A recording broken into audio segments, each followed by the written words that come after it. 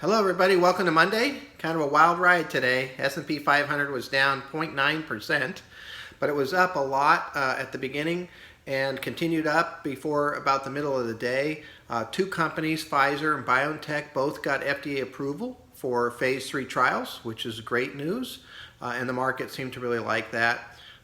But the market was running into the resistance that I talked about before. We're getting to all-time highs. We've seen the technology stocks especially really pull away. And there's bound to be some profit taking at some point in time, and we definitely saw some of that today. But the big news of the day was that California announced that they were going to be closing bars and in-room dining and movie theaters and those types of things because of the rise of the virus.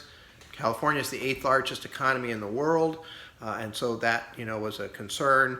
And obviously that might be something that happens in a lot of other states, and so this is a potential economic hit. Personally, I think a lot of this stuff is actually kind of built in to the pricing that we've seen so far. I think a lot of this has to do with just profit taking and some of the normal things that happen when you get too far ahead of yourself, which is what we've seen to have happened. I was very encouraged that we did hold up in the support levels that we've got. We've got two of them. We came down to the top of the second one, and I think that's really good news as far as that goes.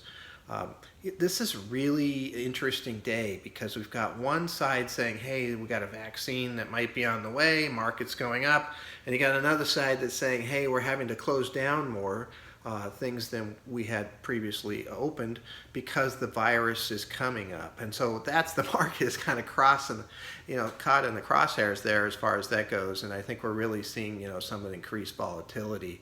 And I believe we're going to see volatility anyway because we're stuck in between support and resistance, and we're just going to kind of bounce around until we can get out of this. So let's see what happens tomorrow.